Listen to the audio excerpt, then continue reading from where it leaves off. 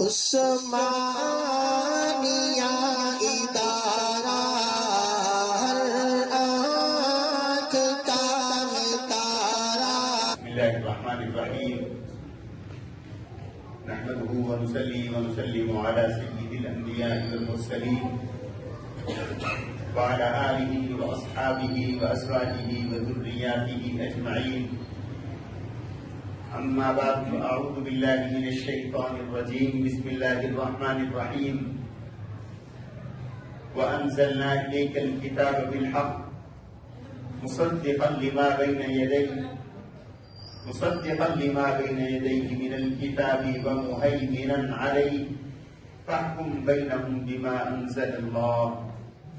صدق اللہ العظیم. وقال النبي صلى الله عليه وسلم إن الله يرفع بهذا الكتاب أقواما ويضع به آخرين أو كما قال النبي صلى الله عليه وسلم. قابل عزت احترام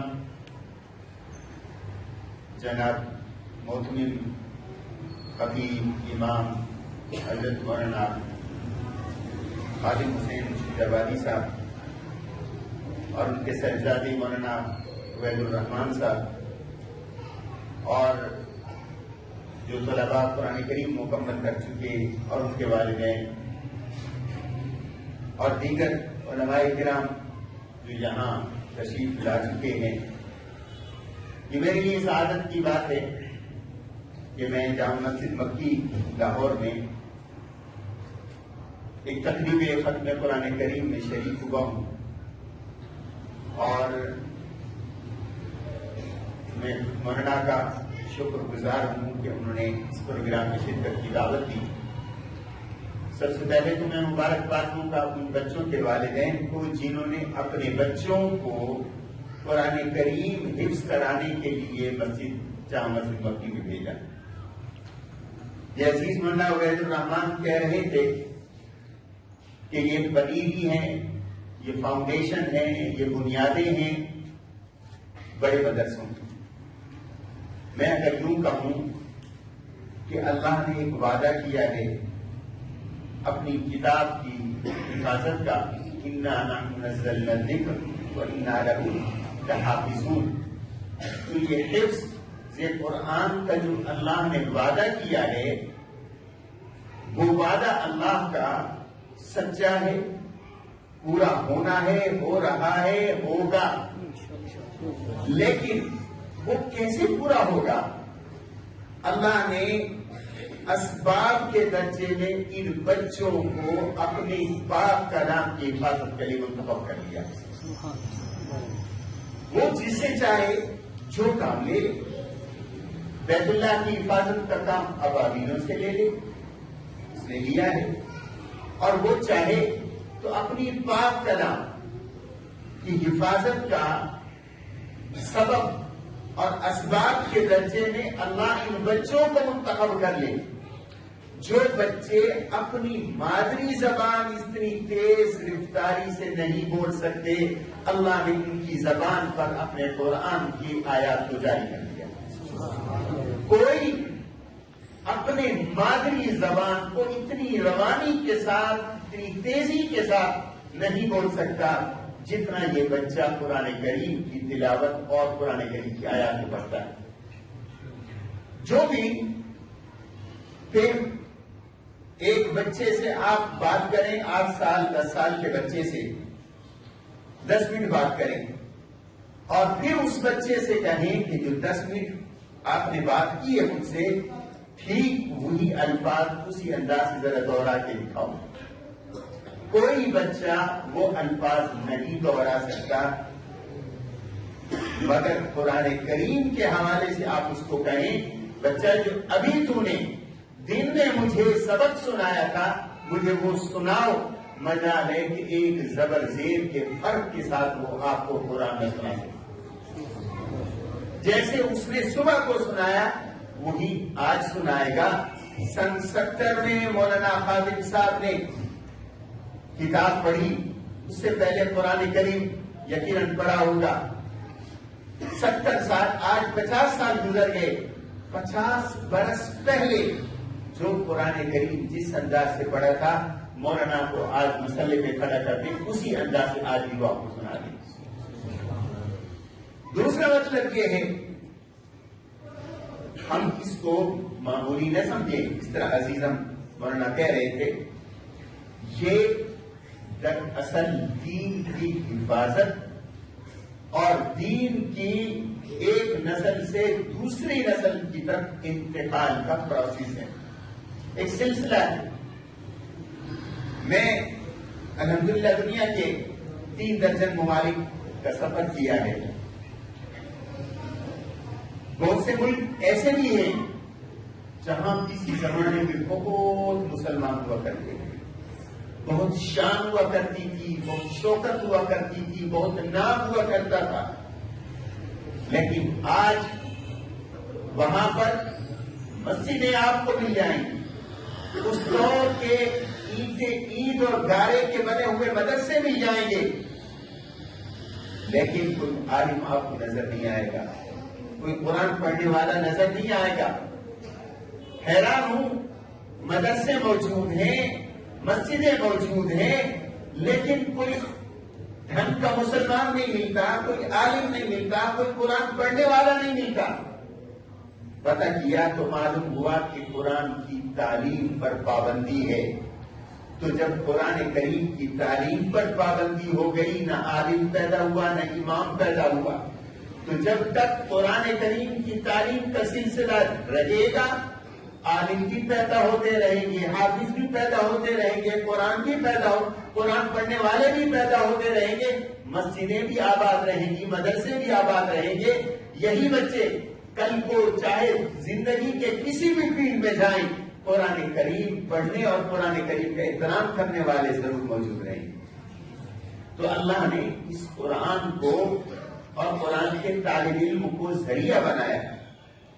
میں ایک اور بات بھی کہتا رہتا ہوں, ہمارے ہاں حیات النبی ممات النبی کا مسئلہ چلتا ہے, وہ ان کا علمی مسئلہ ہے. میں مجمع میں اور پبلک میں اس مسئلے کو چھیڑنے کے حق میں ویسے بھی نہیں, لیکن یہ میرا عقیدہ ہے کہ حضور قیامت تک زندہ ہے. حضور قیامت تک زندہ ہیں اپنے کردار کے اعتبار سے, اپنی تعلیمات کے اعتبار سے, اپنی شکل و صورت کے اعتبار سے, اپنے پیغام کے اعتبار سے. آج میں اپنی دائیں اور بائیں دیکھوں, بہت سارے بزرگ چہروں پہ داڑیاں سجائی ہوئی ہیں. ان میں سے کسی سے پوچھو کہ تم نے داڑھی کیوں رکھی ہے, کوئی یہ نہیں کہے گا میں جس کمپنی میں کام کرتا ہوں اس کی ریکوائرمنٹ ہے کہ داڑھی کے ساتھ آؤ. ان میں سے کوئی شخص یہ نہیں کہے گا مجھے محکمہ ہیلتھ نے یہ کہا ہے کہ داڑھی رکھو, اس کے اندر صحت ہے. ان میں سے کوئی یہ نہیں کہے گا کہ جناب حکومت وقت کا حکم نامہ ہے, یہ دیکھو ان کے حکومت نے کہا ہے داڑھی رکھو. نہ حکومت کا ڈنڈا ہے, نہ کسی کمپنی کا مطالبہ ہے, بلکہ داڑھی کے ساتھ ملازمت کے مواقع بھی کم ہو جاتے ہیں. لیکن ان میں سے کسی سے پوچھو, 14 صدیاں گزر گئی ہیں, لوگ داڑیاں رکھتے رہے, رکھ رہے ہیں, آج بھی رکھ رہے ہیں. کیوں رکھ رہے ہو؟ اس کی زبان پہ ایک ہی جواب ہوگا کہ آقا نامدار نے یہ داڑھی رکھی ہے, میں حضور کی سنت میں داڑھی رکھ رہا ہوں. تو میں اس لحاظ سے کہہ سکتا ہوں کہ حضور آج بھی زندہ ہیں. حضور علیہ الصلوۃ والسلام کا کھانا جس کو جو پسند تھا, آج بھی اہل ذوق اس کھانے کو کھانے میں اس خاص چیز کو مانگتے ہیں. ہمیں کدو چاہیے, تمہیں کیوں کدو چاہیے؟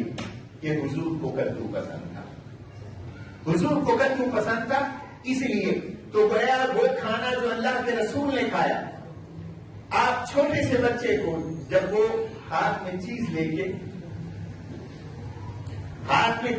کے کھانا شروع کرتا ہے تو جتنے دیندار ساتھی ہیں آپ سب کو پتا ہے, جس کے گھر میں بچے ہیں تو آپ کیا کہتے ہیں؟ بیٹا دائیں ہاتھ سے کھاؤ. کہتے ہیں کہ نہیں کہتے؟ نہیں کہتے تو کہنا چاہیے بیٹا دائیں ہاتھ سے کھاؤ. پھر کچھ بڑا ہوتا ہے تو اس کو کہتے ہیں بسم اللہ پڑھ کے کھاؤ. یہ بسم اللہ پڑھ کے آپ کیوں کہہ رہے ہو؟ یہ دائیں ہاتھ کے کھانا کھانے کا کیوں کہہ رہے ہو؟ صرف اس وجہ سے کہ اللہ کے رسول نے دائیں ہاتھ سے کھانا کھایا، صرف اس وجہ سے کہ اللہ کے رسول علیہ السلام نے حکم دیا کہ اللہ کا نام لے کر بسم اللہ پڑھ کے تم کھانا کھاؤ، تو جب تک مسلمان زندہ ہے بسم اللہ بھی پڑھتا رہے گا، اور جب تک مسلمان زندہ ہے حضور اس حوالے سے اپنے کردار کے حوالے سے قیامت تک کے لیے زندہ ہے۔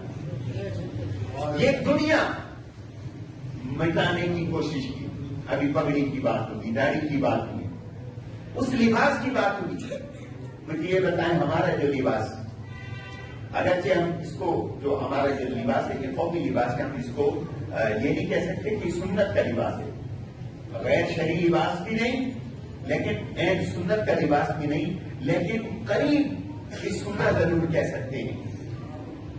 تو اللہ کے رسول علیہ السلام کا لباس بھی قیامت تک کے لیے، اور میں اس تناظر میں کہہ رہا ہوں جب ہم دنیا میں مختلف لوگوں سے ملتے ہیں، چرچوں میں عیسائیوں سے ملتے ہیں، سینیگوگ میں یہودیوں سے ملتے ہیں، اور ان چرچوں میں حضرت مریم کی جو تصویر لگی ہے، ان چرچوں کے اندر حضرت عیسیٰ کی جو تصویر لگی ہے، یقین جانیے 99% 99.5% بھی کم تو غلط نہیں ہوگا، جو تصویر حضرت عیسیٰ کی انہوں نے لگائی ہوئی ہے 99.5% لوگ بھی اس تصویر کے مطابق نہ اپنا لباس بناتے ہیں نہ اپنی شکل صورت بناتے ہیں۔ تو جب اس کے مقابلے میں میں مسلمان کو دیکھتا ہوں تو دل خوش ہوتا ہے کہ جو تصویر اللہ کے رسول اپنی صورت کی دنیا کو دکھا کے گئے، اللہ نے اس تصویر کو، اس صورت کو قیامت تک کے لیے آپ کے ذریعے زندہ کر دیا۔ وہ اللہ کے رسول علیہ السلام کی تصویر کاغذوں میں آپ کو نہیں ملے گی، اور کوئی بنا کے دکھائے، اور جنہوں نے بنائی پھر انہوں نے اپنا انجام دیکھا۔ مسلمان ہر ایک چیز برداشت کر سکتا ہے، آقا نامدار کی توہین برداشت نہیں کر سکتا، کوئی تصویر نہیں بنا کے دکھا سکتا، لیکن حضور کی صورت کو دنیا سے کوئی ہٹا بھی نہیں سکتا۔ کاغذوں پہ تم تصویر نہیں بنا سکتے، عمل سے تم تصویر نکال نہیں سکتے۔ تو اللہ نے اپنے رسول کو زندگی نصیب فرمائی ہے، نظام کی صورت میں، پیغام کی صورت میں، کردار کی صورت میں، گفتگو کے انداز کی صورت میں۔ صرف اللہ کے رسول کو ہی نہیں، ڈاکٹر اسپرنگر ایک مستشرق گزرا ہے، وہ یہ کہتا ہے کہ دنیا کی وہ عجیب ہستی آئی ہے تاریخ انسانی میں، اس وجہ سے نہیں کہ میں مسلمان ہوں میں یہ بات کہہ رہا ہوں، بلکہ یہ حقیقت ہے، اور وہ شخص کہہ رہا ہے جو مسلمان نہیں لیکن اس نے مطالعہ کیا حدیث کا، اور حدیث کے ذریعے وہ مطالعے میں گیا علم الرجال کے، اسناد کے۔ وہ کہتا ہے کہ زبان رسالت معاف سے جو لفظ نکلے ہیں اس لفظ کو سنبھالنے اور اس کو اگلی نسل، اگلی سے پھر اس کے بعد کی نسل تک پہنچانے میں جس شخص کا نام آیا ہے، جس شخص کا نام آیا ہے، تاریخ نے ان سب افراد کو ہمیشہ کے لیے محفوظ کر دیا ہے۔ بات تو اللہ کے رسول کی ہے، لیکن جو نقل کر رہا ہے وہ بھی محفوظ، صرف اس کا نام بھی محفوظ نہیں۔ یہ جو حدیث پڑھ کے آئے ہیں، آج کل ختم بخاری کا دورہ ہے ہر طرف، یہ جو سند پڑھتے ہیں، ان سندوں یہ جب تک کتاب میں یہ پہنچی ہے وہ حدیث، اور جس سند سے پہنچی ہے صرف وہ سندیں محفوظ نہیں، ان کے کردار بھی محفوظ، ان کی عمر بھی محفوظ، ان کا خاندان کا بھی ذکر، ان کے کردار کا بھی ذکر، حتیٰ کہ ان کے حادثے کا بھی ذکر، ان کے نماز اور غیر نمازی ہونے کا، اور ان کے تعلقات کا، ان کے معاملات کا، اس لیے کہ اس حدیث کی صحت اور سقم کی بنیاد اس روایت کرنے والے کے کردار پر ہے، لہذا اس کے کردار کو دیکھنا بھی ضروری ہے۔ گویا الفاظ رسالت میں آپ صلی اللہ علیہ وسلم نے 6 لاکھ انسانوں کی زندگیوں کو قیامت تک کے لیے محفوظ کر دیا. 6 لاکھ انسانوں کی زندگیوں کو جو موجود ہیں، یہ روات ہیں، ان پر جرا ہوتی ہے. یہ کون تھا؟ آیا اس سے ملاقات بھی ہوئی ہے کہ نہیں؟ تاریخ میں کوئی ایسا علم ایسا ہے ہی نہیں. اور قرآن کی عظمت کی میں بتاؤں، قرآن یہ تو آپ کو پتا ہے اللہ کا کلام، لیکن دلیل کیا ہے؟ مانتے نہیں. عیسائیوں کے ساتھ آپ بیٹھیں، آپ ان کو 100 آیات سنا دیں، وہ کہیں گے تو قرآن کی آیات ہیں. ایک مسلمان کے لیے تو قابل قبول ہے، ایک غیر مسلم کے لیے کیسے قابل قبول ہو سکتی ہیں؟ مجھے وہ دلیل بتاؤ کہ یہ اللہ کا کلام ہے جو میں مان سکوں. وہ کیا دلیل ہے؟ آپ قرآن کریم کے اسٹرکچر کو، قرآن کریم کے انداز کو آپ دیکھیں کہ یہ بات سب مانتے ہیں کہ قرآن، کوئی بھی کافر ہے یا مسلمان، کہ قرآن اللہ کے رسول صلی اللہ علیہ وسلم کی زبان سے نکلا ہے، صحابہ کرام نے اس کو لکھا ہے، اور حضرت ابو بکر صدیق نے کتاب کی شکل میں دیا ہے ان کے دور میں، حضرت زید بن ثابت نے، اور حضرت عثمان نے اس کی اشاعت کی ہے. اور دنیا میں آج جو قرآن کریم ہمارے پاس ہے، جس کو مصحف عثمانی بھی کہتے ہیں، یہ وہی ہے، عین وہی ہے، بغیر کسی فرق کے جو اللہ کے رسول صلی اللہ علیہ وسلم نے دیا. لیکن اس کے مقابلے میں آپ کوئی بھی مقدس کتاب لیں، مقدس کتاب کا مقدس کتاب سے موازنہ ہو. کوئی دنیا کی کتاب ایسی نہیں جو قرآن کریم کا اس کے انداز سے، جس انداز سے قرآن بات کرتا ہے، مقابلہ کیا جا سکتا. اس لیے پہلی تو بات یہ کہ خود انجیل کو آپ دیکھیں، انجیل کا جو انداز ہے وہ قرآن کا انداز نہیں. قرآن کا انداز کیا ہے؟ اللہ بات کر رہا ہے، اللہ کے رسول اس کے پہلے مخاطب. قل هو الله احد قل اعوذ برب الفلق يسألونك عن اليتامى قل اصلاح لهم خير. اے پیغمبر آپ کہہ دیجیے، آپ سے یہ پوچھتے ہیں، آپ کہہ دیجیے، آپ کہہ دیجیے. گویا بات کرنے والا اللہ رب العالمین ہے. اور آپ آج بھی انجیل کو اٹھائیں، تورات کو اٹھائیں، وہ انداز زیادہ سے زیادہ مشابہت رکھتا ہے، وہ حدیث سے رکھتا ہے. یعنی آپ جو بائبل ہے اس کے مختلف آپ چیپٹر کو دیکھیں، وہ حواریین کے نام پر ہیں، حواریین کے نام پر ہیں. یہاں قرآن کریم کی جو صورتیں ہیں، جس کو آپ انگریزی میں چیپٹر بھی کہہ سکتے ہیں، یہ چیپٹر یا صورتوں کے نام بھی اللہ نے دیے ہیں. کسی صحابی کا سوائے حضرت زید کے کسی صحابی کا نام قرآن کریم میں آیا نہیں، کسی خاتون کا نام قرآن کریم میں آیا ہی نہیں سوائے حضرت مریم علیہ السلام. اور پھر اس کا انداز یہ ہے، کبھی کوئی مصنف اپنی کتاب لکھتا ہے، مولانا خادم حسین صاحب بہت ساری کتابوں کے مصنف ہے، آپ ان کی کتابیں بھی دیکھیں، پڑھیں، اور باقی مصنفین کی کتابیں بھی دیکھیں. جو قرآن کریم کا انداز ہے یہ خود نوشت سوانے کا انداز بھی نہیں، اور کسی موضوع پر ریسرچ کرنے والا ریسرچ کر کے جو مقالے لکھتا ہے یہ وہ انداز بھی نہیں، بلکہ یہ تو وہ ہے کہ کوئی دے رہا ہے اور سننے والا سن کے آگے پہنچا رہا ہے. کبھی اس کو کہا جا رہا ہے لیما عظیم تلا، کبھی اس کو کہا جا رہا ہے لیکن اشرف تلیہ عمل. تو یہ انداز بتاتا ہے کہ یہ اللہ نے براہ راست اپنے پیغمبر کو دیا ہے، اور پیغمبر نے بغیر کسی تبدیلی کے، کمی بیشی کے امت کو منتقل کر دیا ہے. اسی لیے کہا جاتا ہے یہ کلام اللہ ہے، یہ اللہ کا کلام ہے. دنیا میں کوئی کلام اس جیسا نہیں ہے.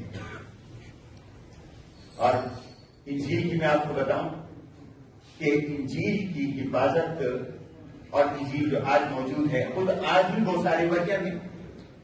میرے پاس وہاں مسجد میں ایک عیسائی آیا میرے پاس ایک گفٹ لے کے کہ یہ انجیل ہے اور میں آپ کو گفٹ کرنے آیا. میں نے اس سے کہا ہمارے پاس جگہ کی کمی ہوتی ہے، ہم کنجسٹڈ ملک ہے، لوگ آسمان اور زمین کے درمیان معلق رہتے ہیں. لوگوں میں لوگوں کے زمینوں پر گھر کا تصور نہیں ہو سکتا سوائے اس کے جو بہت زیادہ پیسے والے ہیں. ورنہ یہ جو فلیٹ ہیں یہ بھی کروڑوں روپوں کے ایک چھوٹے چھوٹے فلیٹ ہوتے ہیں. چنانچہ وہ رکھنے کی جگہ نہیں. ہماری مسجد بھی باوجود اس کے کہ 4000 آدمی نماز پڑھ سکتا ہے لیکن فل ہوتی ہے ہر جمعہ کے اندر, جگہ کی تنگی ہے. تو میرے پاس لے کے آیا, کہنے لگا میں آپ کو دینا چاہتا ہوں. میں نے کہا میرے پاس پہلے سے موجود ہے, مہربانی آپ کی. کہتے ہیں کون سی, مجھے دکھاؤ. میں نے اس کو لائبریری سے اٹھا کے دکھا دی. کہتی یہ تو شیطانی ہے, یہ تو شیطانی انجیل ہے, satanic Bible, you should not read it, this is the original. کیونکہ میں لے کے آیا ہوں. ہمارے ہاں آج درجنوں سینکڑوں فرقے بن گئے اسلام کے اندر, مسلمانوں کے اندر. میں کہتا ہوں ہزاروں فرقے بھی بن جائیں لیکن جو اپنے نام کے ساتھ مسلمان لکھتا ہے یا اپنے کو مسلمان کہتا ہے اس قرآن سے اختلاف نہیں کر سکتا. قرآن سب کو جوڑنے والی کتاب ہے. قرآن محفوظ ہے. شیعہ بھی کہے گا, سنی بھی کہے گا, سنیوں کے جتنے فرقے ہیں وہ بھی کہیں گے. حتیٰ کہ قادیانیوں کو بھی ہمت نہیں ہو سکتی کہ اس قرآن کریم کو معنی میں وہ تبدیلی کر لیں گے, اپنی مرضی کا مفہوم آپ کو بتائیں گے, لیکن قرآن کے الفاظ میں اختلاف کرنے کی کسی کو گنجائش نہیں. یہ خاصیت ہے اسلام کے اور اللہ کے دیے ہوئے اس پاک کلام قرآن کریم, یہ اس کی عظمت. کوئی تو انجیل کا کیسے ہوا؟ پہلی بات یہ کہ وہ جو حواریین نے, ہر حواری نے حضرت عیسیٰ کی باتوں کو نقل کیا. یہاں اس طرح کی بات نہیں ہے کہ جو اللہ نے حضرت جبرائیل کو پیغام حضرت عیسیٰ کو پہنچایا وہ بالکل محفوظ ہو نہیں. ہر ایک نے اپنی یادداشت کے حساب سے لکھا. انجیلیں ہو گئی زیادہ, جب زیادہ ہو گئی, یہ ابتدائی دور کی میں بتا رہا ہوں, 150-200 سال حضرت عیسیٰ کے بعد 150-200 سال کے عرصے میں, تو انہوں نے ایک فیصلہ کیا کہ اب کسی ایک انجیل کو تو ماننا ہے. اب کیسے سلیکٹ کریں کہ کون سی صحیح ہے کون سی غلط ہے؟ یہ اس دور کی بات کر رہا ہوں. فیصلہ یہ ہوا کہ اس کو ایک ٹیبل اور ایک میز پر رکھیں اور اس میز کو ہلائیں, جو گر جائیں وہ باطل, جو بچ جائے ٹیبل کے اوپر وہ سچی انجیل, وہ سچی انجیل ہے. اور اس کے برعکس قرآن کریم کی حفاظت کے انداز اور قرآن کریم کے انتقال کے پروسیس کو دیکھیں, پھر آپ کو اندازہ لگے گا, آپ بھی اشش کر اٹھیں گے کہ کیا خوبصورت نظام اللہ نے اس قرآن کی حفاظت کا بنایا ہے. یہ تو عام سی بات ہے, آپ بھی سنتے رہتے ہیں ہم کو تباہی کہ ایک چھوٹا سا بچہ ہے, اتنے بڑے استاد ہیں, قرآن پڑھتے ہوئے غلطی ہو گئی, وہ چھوٹا بچہ چپ نہیں رہے گا, استاد جی میں آپ کا احترام کروں گا. لیکن یہاں قرآن آپ کی زبان سے غلط ہو گیا, جب تک آپ کی اصلاح نہ کر دوں میں چپ نہیں رہ سکتا. یہ قرآن کی برکت ہے, اس وجہ سے قرآن آج تک محفوظ ہے اور قرآن عظیم ہے. اور حضرت زید بن ثابت نے جو شرائط مقرر کی قرآن کریم کی, جب کتاب کی صورت میں اس کو دیا جا رہا تھا, ایک آیات یا 2 آیات سورہ توبہ کی آخری, اس کے لیے مطلوبہ شرائط پوری نہ ہو سکی, گواہ صرف ایک تھا. چنانچہ حضرت ابوبکر صدیق تک معاملہ گیا کہ ہے یہ قرآن کریم کی آیت ہے, یہ سینوں میں محفوظ ہے, لوگ اس کو پڑھتے ہیں, لیکن کتاب کی شکل دینے کے لیے جو شرط رکھی ہے ہم نے اس پہ پورا نہیں اتر رہی. اب کیا کریں, چھوڑتے ہیں تو قرآن کریم کا ایک حصہ جاتا ہے, رکھتے ہیں تو شرائط پہ پورا نہیں اترتا. کوئی حل بتائیں. حضرت ابوبکر صدیق پریشان ہوئے کہ کیا کیا جائے. ابو خزیمہ یہ آیات لے کے آئے تھے, تو حضرت ابوبکر صدیق نے پوچھا یہ تو بتاؤ کہ یہ آیات لے کے کون آیا ہے. میں نے کہا ابو خزیمہ لے کے آئے ہیں, کوئی دوسرا گواہ نہیں ہے. ورنہ یہ شرط تھی کہ جو قرآن کا حصہ تم پڑھ رہے ہو, تم منتقل کرنے کے لیے تم لے کے آئے ہو, کم از کم 2 آدمیوں نے حضور سے وہ سنا ہو. انہوں نے کہا ابو خزیمہ, حضرت ابوبکر صدیق نے کہا اللہ اکبر, کام ہو گیا. کہ وہ کیسے؟ کہا کہ صحابہ کرام میں ایک شخص ایسا ہے کہ جس کو اللہ کے رسول نے فرمایا تیری ایک کی گواہی 2 آدمیوں کے برابر ہے. لہذا اس کی دی ہوئی اس آیت کو قرآن کریم کے اندر شامل کریں گے. اچھا وہ کس بنیاد پر؟ فرمایا وہ اس بنیاد پر ہوا تھا.